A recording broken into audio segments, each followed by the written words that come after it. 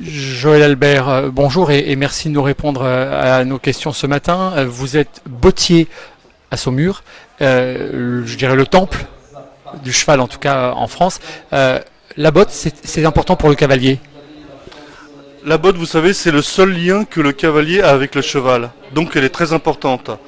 Elle est très importante dans la matière première que l'on utilise, dans la précision que l'on a pour faire ces bottes. Il faut que la botte, elle soit très très proche du cheval et de la jambe. Il faut que le cuir qu'on utilise soit solide mais souple à la fois, confortable. Il y a des exigences comme ça qui font que le produit de la botte est très important pour le cavalier. La priorité, j'ose imaginer et penser dès le départ, c'est déjà le cuir, sa qualité, ses couleurs, puisqu'on voit derrière vous déjà un échantillonnage. C'est déjà, j'imagine, la priorité, c'est la peau. La matière première, c'est vrai que c'est ce qui fait que la botte est une bonne botte ou une mauvaise botte. Ensuite, les couleurs, c'est parce que la botte évolue comme tout et vous voyez, on personnalise beaucoup les voitures aujourd'hui. Eh bien, les bottes, c'est pareil.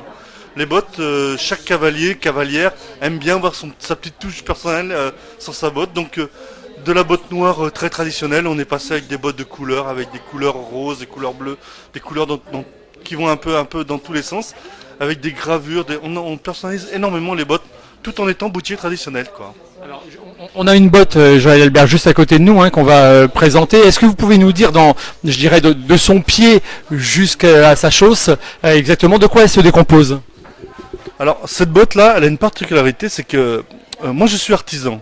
J'ai une entreprise de 3 personnes, petit artisan.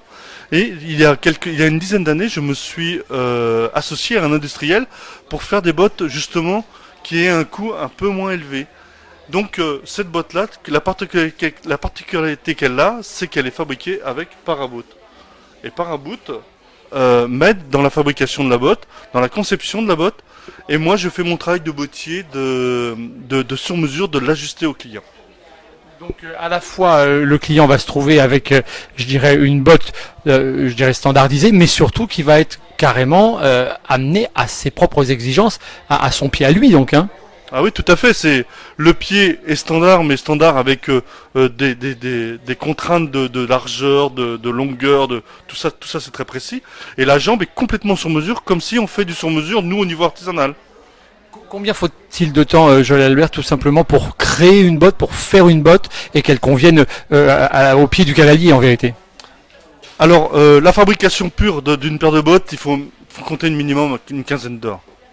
C'est ce qui fait le coût justement d'une paire de bottes. Ensuite, quand on l'industrialise, automatiquement on descend ce temps de fabrication qui descend de moitié, donc qui descend de moitié le prix de la paire de bottes aussi automatiquement.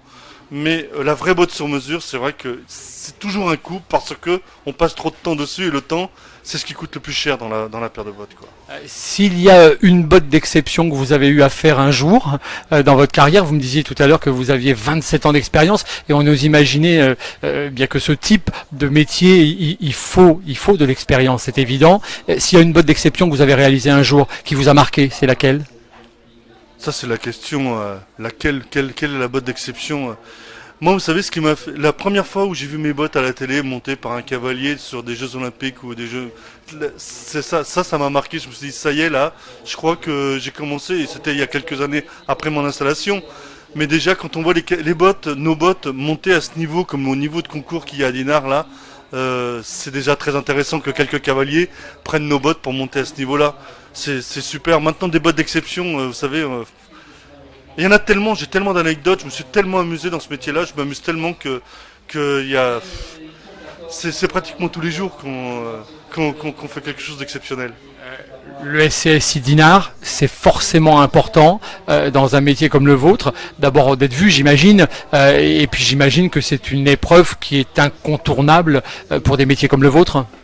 Bah bien sûr, parce qu'en plus, moi je viens ici exposer pour rencontrer tous les clients de la Bretagne qui viennent voir ce CSI. Donc en un seul week-end, on rencontre un maximum de gens et qui, vu que moi je ne sors pas beaucoup, je ne fais pas beaucoup d'expositions, mais quand je fais, je les choisis bien et ça me permet de voir en un week-end énormément de gens de telle ou telle région. En tout cas, Monsieur Joël Albert, on voit votre passion. On voit votre passion à l'écran, je peux vous assurer.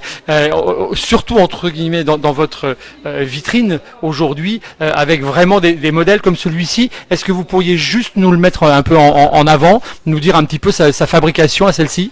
Alors cette botte, elle est particulière parce qu'elle n'est pas du tout de cette discipline. C'est une botte de dressage.